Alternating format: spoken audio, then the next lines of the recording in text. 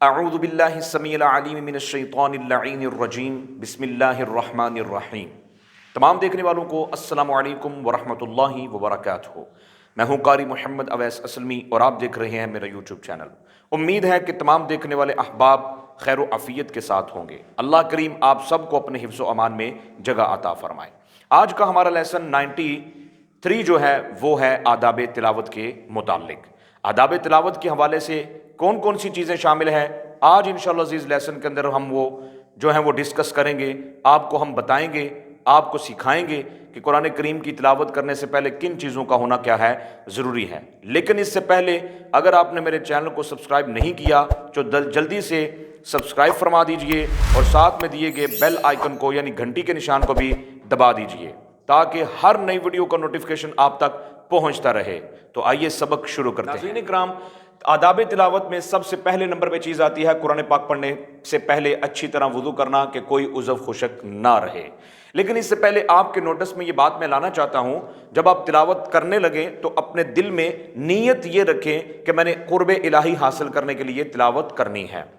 کسی قسم کے بھی دل کے اندر کسی کا جو ہے وہ دکھاوے کے لیے تلاوت نہ ہو، پیسے کی نیت نہ ہو۔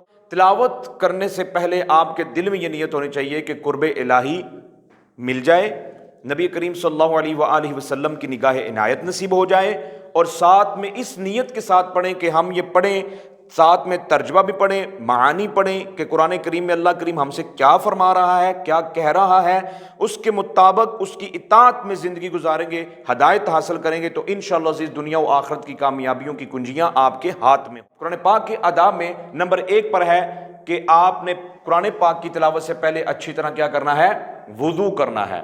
جیسے کہ قرآن پاک میں ارشاد ہوتا ہے لا یمسہ الا المطہرون، قرآن پاک کو تم بغیر وضو کے نہ چھوؤ جب تک کہ خوب طہارت حاصل نہ کر لو۔ ٹھیک ہے، طہارت حاصل کرنے کا مطلب یہ ہے کہ اگر جنابت میں ہو، حالت جنابت میں، تو جلدی سے غسل کر لو، اگر تم بے وضو ہو تو وضو کر لو۔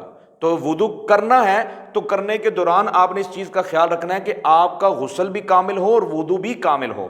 وضو کے دوران آپ کا کوئی بھی عضو جو ہے وہ خشک نہ ہو۔ اگر آپ کا وضو کے دوران کوئی عضو خشک رہا تو آپ کا وضو نہیں ہوگا، اور جب وضو نہیں ہوگا تو بغیر وضو کے قرآن پاک کو چھونا اور پڑھنا درست نہیں ہے، آداب میں شامل نہیں ہے۔ ٹھیک ہے، پہلا ادب کیا ہے؟ قرآن پاک پڑھنے سے پہلے اچھی طرح کیا کرنا ہے، وضو کرنا ہے۔ بولیے کیا کرنا ہے، وضو کرنا ہے۔ دوسرے نمبر پہ یہ ہے کہ وضو کے دوران آپ مسواک کریں۔ ٹھیک ہے، مسواک کے بہت زیادہ فوائد ہیں۔ یہ دانتوں کے لیے بھی مسواک جو ہے یہ دانتوں کے لیے بھی بہت مفید ہے، مسواک جو ہے یہ دانتوں کے لیے بھی بہت مفید ہے، اور آواز کے لیے بھی کیا ہے، بہت مفید ہے۔ تو مسواک حروف کی صاف ادائیگی اور منہ کی پاکیزگی کے لیے کیا ہے، بہت مفید ہے۔ وضو کے دوران آپ نے مسواک کو کیا کرنا ہے، لازمی کرنا ہے۔ یعنی وضو کے دوران جب وضو تو ویسے ہی کرنا ہے تو مسواک آپ نے کرنی ہے تاکہ وہ کی جو سمیل ہے، جو دانت کے اندر جو مطلب کیڑا وغیرہ ہے یا جو بھی ہے، وہ سارا کچھ کیا ہو جائے، باہر نکل جائے، منہ بالکل کیا ہو جائے، پاکیزہ ہو جائے۔ تیسرے نمبر پہ آتا ہے جب آپ وضو بھی کر لیں تو وضو کرنے کے بعد آپ کا رخ جو ہے وہ قبلہ کی جانب ہو۔ رخ کس کی جانب ہو، قبلہ۔ ادب بتا رہا ہوں، ادب کی بات ہے، ٹھیک ہے، وگرنہ آپ کسی طرف بھی منہ کر کے قرآن پاک کیا کر سکتے ہیں، تلاوت کر سکتے ہیں۔ تو قبلہ کی جانب ہو، باوضو ہو، ٹھیک ہے۔ پھر اس کے بعد آپ نے پاک لباس کو ملحوظ خاطر رکھنا ہے، ٹھیک ہے۔ پاک لباس ہو، اور پاک لباس کا مطلب یہ کہ دھلا ہوا ہو، لباس ناپاک نہ ہو، لباس دھلا ہوا ہو، ناپاک نہ ہو۔ تو پاک لباس خوشبو لگا کر، امام شافعی رحمۃ اللہ تعالیٰ بھی فرماتے ہیں نا کہ اسی کے ضمن میں خوشبو کے حوالے سے کہ آپ نے فرمایا کہ خوشبو جو ہے یہ عقل میں کیا کرتی ہے، اضافہ کرتی ہے۔ تو کیا کرنا ہے، باوضو قبلہ کی جانب منہ کر کے بیٹھ کر پاک لباس کی حالت میں خوشبو لگا کر پڑھنا کیا ہے، مستحب ہے۔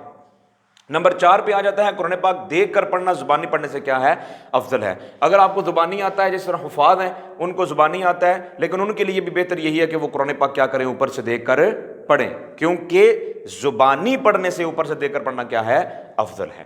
نمبر 5 پہ آتا ہے کہ اگر آپ ایسی جگہ پہ ہیں، غسل خانے کے نزدیک ہیں، یا غسل خانے کے اندر ہیں، یا واش روم کے پاس ہیں، یا واش روم کے یعنی ایسی جگہوں کے وہاں پر نجاست ہے، تو وہاں پر آپ نے قرآن مجید نہیں پڑھنا، وہاں پر قرآن مجید نہیں پڑھنا۔ تو نمبر 6 پہ آ جاتا ہے قرآن مجید کو غلاف میں رکھنا، یعنی قرآن پاک اور تلاوت کے آداب میں سے ایک یہ بھی ہے کہ قرآن پاک کو نہایت خوبصورت اچھے غلاف میں رکھ کے اس کو جو ہے وہ ایک اونچی جگہ پہ رکھنا، تاکہ اس کی طرف نہ پیٹھ ہو نہ اس کی طرف کوئی پاؤں ہو، بلکہ ایک علیحدہ جو ہے وہ جگہ خاص ہونی چاہیے گھر کے اندر جہاں پر قرآن پاک کو کیا کیا جائے، رکھا جائے۔ ٹھیک ہے جی۔ تو قرآن پاک کو غلاف میں رکھنا صحابہ و تابعین رضی اللہ عنہم کے زمانے سے اس پر مسلمانوں کا کیا ہے، عمل ہے، کہ یہ کوئی نئی چیز نہیں ہے، یہ کوئی نئی چیز نہیں ہے، مسلمانوں کا اس پر عمل رہا ہے صدیوں سے کہ یہ قرآن پاک کو غلاف میں رکھ کے ادب کے ساتھ کیا کرتے ہیں، اس کو رکھتے ہیں۔ نمبر 7 پہ آ جاتا ہے تلاوت کے دوران گفتگو نہیں کرنی چاہیے۔ فار ایگزامپل اگر آپ 4 دوست بیٹھے ہیں یا کچھ بیٹھے ہیں لوگ کسی مجلس میں، محفل میں، یا کسی کے گھر میں کوئی پروگرام ہے تو وہاں پر 4 آدمی بیٹھے ہیں، تو تلاوت ہو رہی ہو تو خاموشی کے ساتھ کیا کرنا ہے، سننا ہے۔ وَإِذَا قُرِئَ الْقُرْآنُ فَاسْتَمِعُوا لَهُ وَأَنصِتُوا لَعَلَّكُمْ تُرْحَمُونَ کا ذکر ہے کہ جب قرآن کریم کی تلاوت ہو رہی ہے تو اس کو خاموشی سے سنو، لَعَلَّكُمْ تُرْحَمُونَ، تاکہ تم پر کیا کیا جائے، رحم کیا جائے۔ ٹھیک ہو گیا؟ ٹھیک ہے، آپ تلاوت ہو رہی ہے تو گفتگو نہیں کرنی ہے، ٹھیک ہے۔ آگے پھر ہم جو ہے وہ جو پوائنٹ ہے وہ یہ ہے کہ اگر آپ نے تلاوت شروع کرنی ہے تو آپ تعوذ و تسمیہ دونوں پڑھیں، ٹھیک ہے۔ تعوذ اعوذ باللہ من الشیطان الرجیم، اور تسمیہ کیا ہے، بسم اللہ الرحمن الرحیم۔ تلاوت سے پہلے اپنے تلاوت کے آغاز میں دونوں کو کیا کرنا ہے، پڑھنا ہے۔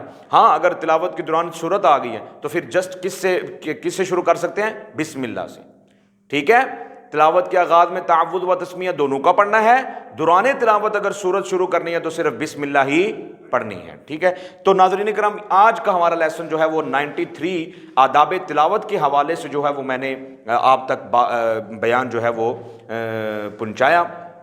اب آپ کا کام یہ ہے کہ دوسروں تک کیا کرنا ہے، اس کو شیئر کرنا ہے۔ ناظرین کرام، انشاءاللہ عزیز، تلاوت قرآن پاک ہی جو ہے یہ ہمارے دلوں کے سکون کا ایک کیا ہے، باعث ہے۔